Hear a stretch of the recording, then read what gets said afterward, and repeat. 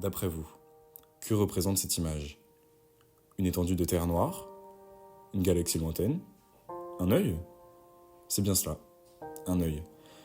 Déjà un siècle avant notre ère, Cicéron l'écrivait. Le regard est le reflet de l'âme. Et cette photo en est peut-être l'illustration la plus puissante. Voici donc l'âme de Sweet Girl. Une jeune baleine à bosse, intelligente, curieuse, mais ignorante de son destin. C'est en octobre 2024 que la photographe et plongeuse Rachel Moore parvient à capturer ce moment unique, dans les eaux de Moorea, en Polynésie française. Pendant de longues minutes, Sweet Girl s'approche, se tourne vers elle, la regarde et lui parle. Une rencontre bouleversante, que Rachel décrira comme la plus profondément belle de sa vie. Mais quelques jours plus tard, le corps de Sweet Girl est retrouvé, sa mâchoire arrachée, percutée de plein fouet par un navire de commerce lancé à vive allure, dans une zone pourtant protégée, et où la vitesse des bateaux est strictement limitée. Le choc n'a probablement même pas été ressenti à bord. La photo de Rachel nous laisse entrevoir la beauté, la puissance et la sensibilité de Sweet Girl, mais aussi la brutalité d'un monde qui va trop vite, trop fort, sans jamais se retourner. Ce drame n'est malheureusement pas isolé. La revue scientifique Science estime à 20 000 le nombre de mammifères marins tués chaque année dans ces conditions, écrasés dans l'indifférence par des cargos et des ferries aveugles. À travers ces images, Rachel fait bien plus que capturer la nature. Elle nous oblige à regarder, à voir, à comprendre. Son travail est un acte militant, une invitation à ralentir, à respecter et à changer. Elle donne un visage à ce que nous détruisons, et une chance à ce que nous pouvons encore préserver. Cette tragédie souligne avec force l'urgence de repenser notre relation à l'océan. Car il n'est pas seulement un décor ou une ressource, il est un monde à part, entier, fragile, complexe et vital. Et tous ceux qui en vivent, marins, pêcheurs, transporteurs, plongeurs et ingénieurs, doivent aujourd'hui réinventer leur manière de faire. Les métiers de la mer sont à un tournant. La surpêche, le dérèglement climatique, la disparition des habitats, la pollution sonore ou plastique, tous ces phénomènes mettent en péril non seulement les écosystèmes, mais l'économie bleue elle-même. Il ne s'agit plus d'un débat entre écologie et emploi, il s'agit d'une survie commune. Ainsi, des solutions émergent. Pêche durable, technologie de surveillance, régénération et restauration de récifs, ou encore nouveaux modèles de navigation plus lents et moins polluants. Mais surtout, des collaborations entre scientifiques, professionnels de la mer et citoyens. Ce reportage ne cédera pas à l'alarmiste stérile. C'est une enquête optimiste, ancrée dans le réel, parce qu'il est encore temps d'agir et de bien le faire.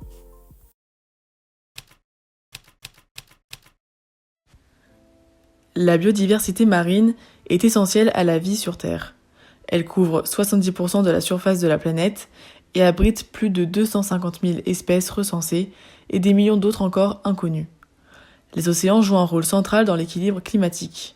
Ils absorbent environ 25% du dioxyde de carbone émis chaque année par l'activité humaine et produisent plus de 50% de l'oxygène que nous respirons. Ce phénomène est possible grâce à une algue microscopique présente sous nos eaux appelée le phytoplancton. Avec la photosynthèse, il fabrique à lui seul plus d'oxygène que toutes les forêts du globe réunies. Pourtant, cette biodiversité est aujourd'hui gravement menacée par les activités humaines. Plus de 3 milliards de personnes dans le monde dépendent directement de la mer pour leur alimentation ou leur travail. L'un des dangers les plus visibles est la pollution plastique. Chaque année, entre 9 et 12 millions de tonnes de déchets plastiques sont déversés dans les mers, soit l'équivalent d'un camion poubelle chaque minute. Si rien ne change, on estime qu'en 2050, il y aura plus de plastique que de poissons dans les océans en termes de masse. La pollution liée aux énergies fossiles reste également préoccupante. Si les grandes marées noires sont devenues plus rares, les microfuites quotidiennes provenant des navires, des plateformes pétrolières et des ports continuent de contaminer les eaux. Nous avons pu nous en rendre réellement compte avec les usines présentes à Dunkerque, polluant nos eaux et entraînant une mobilité anormale des poissons qui recherchent des courants d'eau froid. Le transport maritime, qui fonctionne presque exclusivement au fioul lourd, émet également de grandes quantités de CO2, de soufre et de particules fines qui affectent les écosystèmes marins. À cela s'ajoute le bruit sous-marin, issu des sonars militaires et du trafic maritime, qui perturbe gravement les mammifères marins comme les dauphins et les baleines, affectant leur communication et leur reproduction. Les conséquences sur les espèces sont alarmantes. Environ un tiers des espèces marines évaluées sont aujourd'hui menacées d'extinction. Les coraux, qui abritent 25% de la biodiversité marine, pourrait disparaître à 90% d'ici 2050 si les tendances de réchauffement et d'acidification se poursuivent.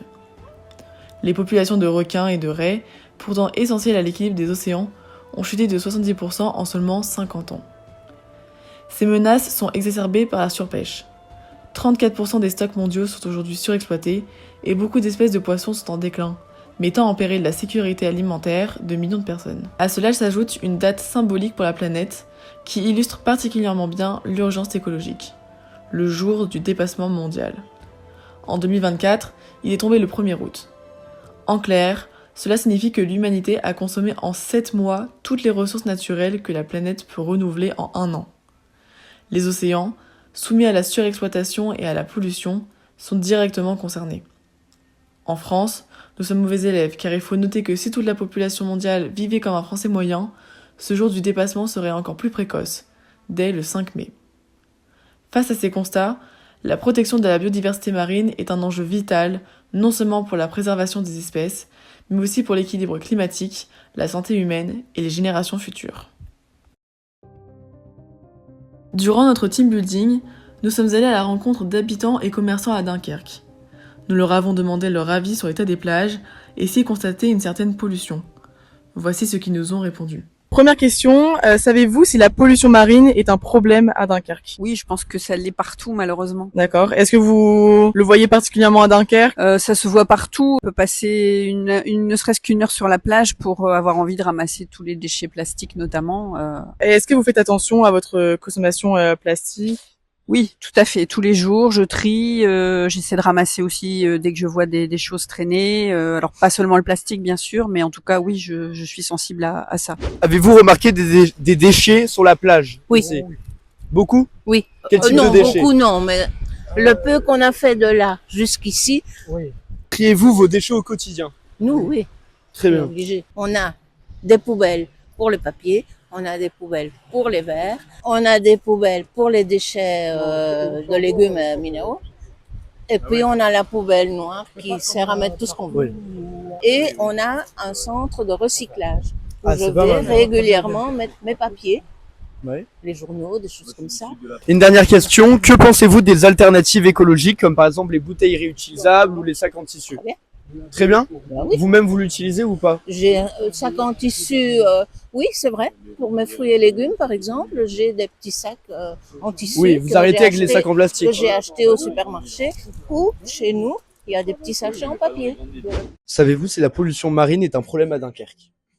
À Dunkerque, c'est une bonne question. Je pense que vu tout ce qu'il y a, ouais, je pense que la pollution, elle est pas mal, ouais.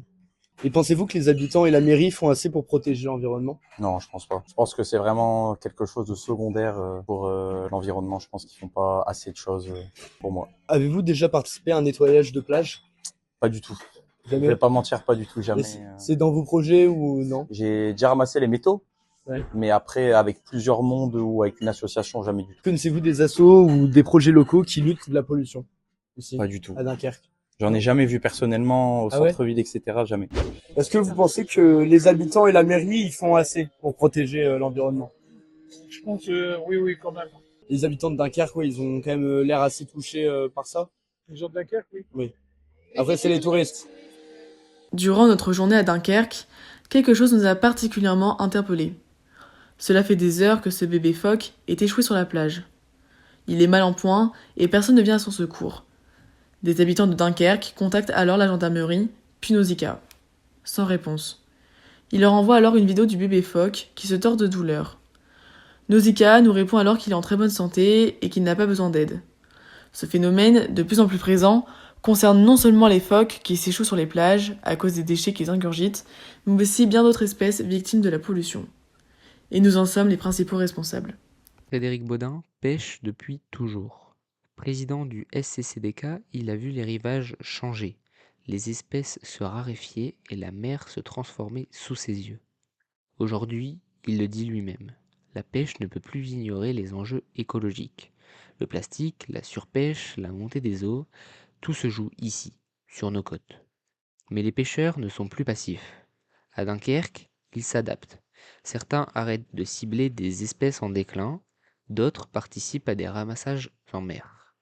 Le club de Frédéric, lui, organise même des actions pour sensibiliser les plus jeunes. C'est un combat quotidien entre passion, transmission et responsabilité. Car comme il le dit, si on veut continuer à vivre avec la mer, il faut d'abord apprendre à vivre pour elle. Bonjour monsieur, bonjour Frédéric. Comment percevez-vous l'évolution de la pêche face aux enjeux environnementaux actuels?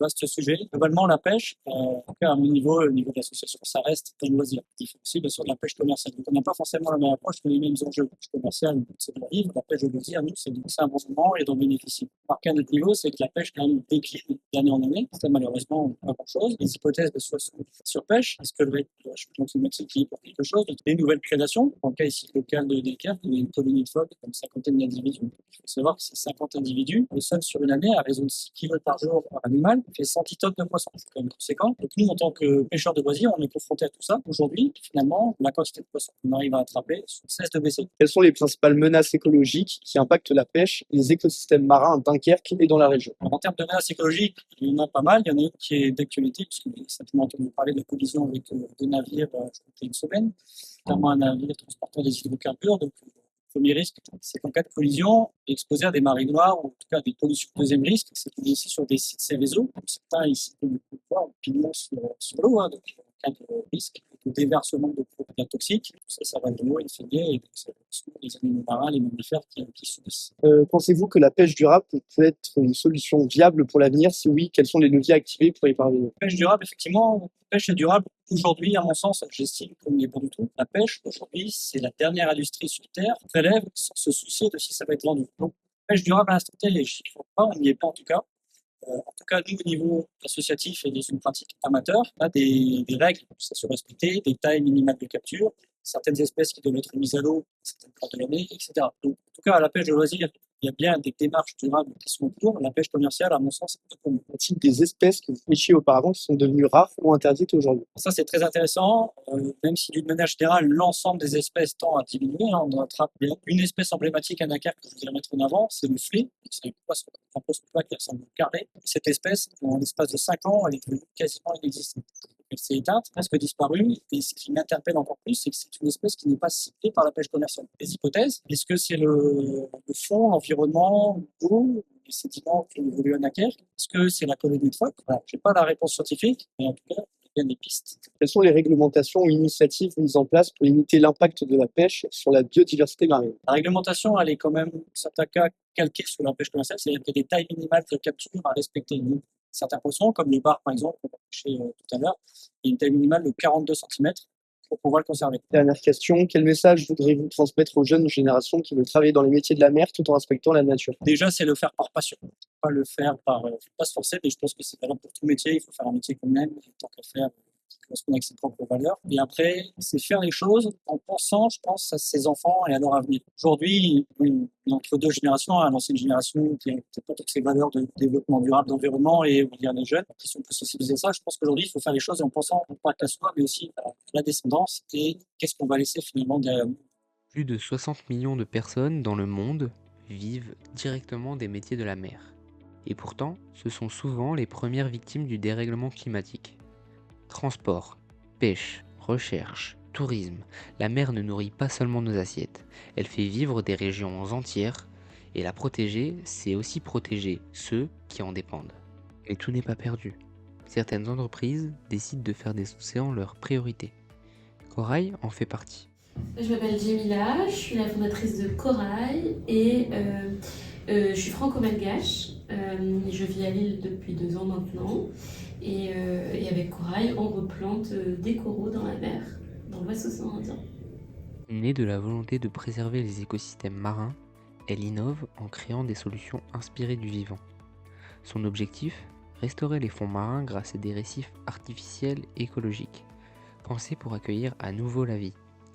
Mais bon, je vous laisse écouter le témoignage de Jemila et vous comprendrez mieux. En gros, je suis partie d'un principe qui est assez simple, c'est qu'en fait aujourd'hui, la moitié du PIB, il est généré par la nature. Qu'est-ce que ça veut dire que la moitié du PIB est générée par la nature? C'est qu'en fait, il y a plein de choses qu'on retire de la nature, où on récupère des ressources, des extractions, on va aussi se servir d'infrastructures naturelles, notamment la mer par exemple, sur la terre, on va construire des routes, on va payer pour avoir une infrastructure, alors que sur la mer, on va juste poser notre bateau et en fait, on a accès à cette infrastructure. Donc, il y a le WWF, enfin, l'association, et il y a aussi l'UNEP, c'est les Nations Unies pour la protection de l'environnement, qui ont évalué. Et donc, c'est de ce principe que je suis partie en me disant, bon, est-ce que le corail n'a pas un rôle essentiel, il n'y a pas une valeur qu'il nous apporte? Et c'est le cas. Aujourd'hui, par exemple, pour les récifs coralliens de la région ouest océan Indien, donc Afrique de l'Est, Madagascar, Maurice, etc., on s'est évalué que les services que rendent les coraux à l'économie sont d'une valeur de 600 milliards de dollars. Et à partir de ce moment, là, en fait, c'est de réussir à dire, ces 600 milliards de dollars, en gros, ils réussissent à apporter, par exemple, du chiffre d'affaires pour les industries touristiques, les centres de plongée qui gagnent de l'argent parce que les gens viennent visiter le corail, mais aussi parce que les coraux sont une barrière naturelle contre l'inondation. Et donc, en fait, ça nous fait économiser des prix de construction si jamais il y avait des inondations. Bref, tous ces services-là, en fait, ils sont rendus par le corail, et pour autant, le corail n'est pas payé pour ça, et même au contraire, en fait, on le détruit à cause de notre activité. Et donc, le principe de Corail, K-O-R-A-I, Tréma, la société, c'est en fait d'aider les entreprises à remettre le corail dans leur chaîne de valeur, et de dire, au fait, aujourd'hui, je vais investir dans la régénération du corail pour que mon économie continue d'exister. Et donc, on va aller chercher des entreprises qui ont un lien direct avec le corail, notamment les industries touristiques, les hôtels de bord de mer, les centres de plongée, mais aussi des industries moins directes, comme la pharmacie, les cosmétiques, la pêche. Et on va leur dire, voilà, vous pouvez investir dans la restauration de ces récifs coralliens et bénéficier des services du coup rendus par ces récifs coralliens. Et nous, en échange du fait de se faire payer pour replanter du corail, on va aussi apporter des mesures d'impact de biodiversité et qu'on va leur remettre tous les ans. Donc voilà principalement l'activité de corail. Comment est-ce que vous percevez l'état de nos écosystèmes marins actuellement? Est-ce que vous avez vu une évolution ou quoi que ce soit depuis que vous avez un rapport avec? Ouais, je vois la disparition, la dégradation des récifs coralliens dans la région où moi je vais, donc dans le nord-ouest de Madagascar. Et donc ça m'a beaucoup touchée déjà personnellement, et ça continue toujours de me toucher, donc c'est pour ça que je continue de me battre pour que Corail existe et pour qu'on grandisse. Et maintenant après, il y a aussi la réalité écologique. Et en fait, aujourd'hui, le constat principal, c'est qu'on a perdu plus de la moitié des récifs coralliens dans le monde en moins d'1 siècle. Alors qu'un récif corallien, en fait, ça peut avoir plusieurs millions d'années d'âge, en fait. Donc on est dans une situation qui est alarmante, mais en fait, j'aime pas trop... c'est important, en fait, de parler de ce qui va pas bien, mais j'aime bien aussi dire qu'il y a des solutions, qu'en fait, on peut faire quelque chose. Et du coup, juste un petit exemple concret là-dessus. Il y a un super documentaire sur National Geographic qui s'appelle Pristine Islands. Et dedans, en fait, on découvre que quand on a éloigné toute activité humaine sur cette île, les récifs qui sont décédés en 2016, et en 2023, quand ils sont revenus, en fait, ils s'étaient reconstitués tout seuls. Ils n'étaient plus le même, parce qu'il y a des espèces qui n'ont pas survécu, mais ils s'étaient reconstitués tout seuls. Donc en fait, il y a toujours de l'espoir, quoi. C'est ce que j'ai envie de transmettre. Là où l'homme a détruit, Corail tente de réparer. Et ça fonctionne. Petit à petit, les poissons reviennent, les algues repoussent et la mer respire à nouveau. La protection de la mer ne dépend pas uniquement des gouvernements, des scientifiques ou des grandes organisations.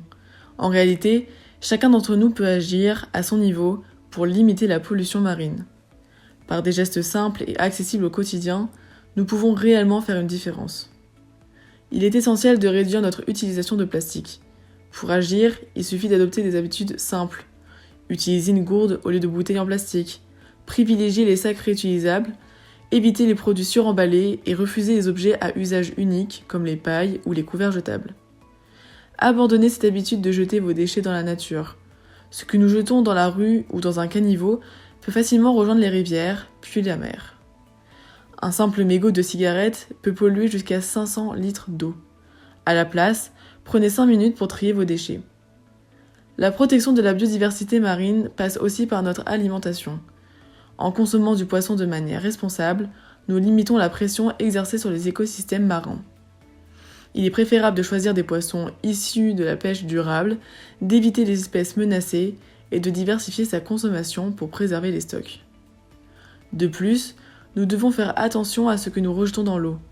L'utilisation excessive de produits ménagers chimiques ou le fait de jeter des huiles ou des médicaments dans l'évier ou les toilettes contribue à la pollution de l'eau. Choisir des produits d'entretien écologiques et adopter des gestes responsables permet de limiter cette forme de pollution invisible mais très nocive.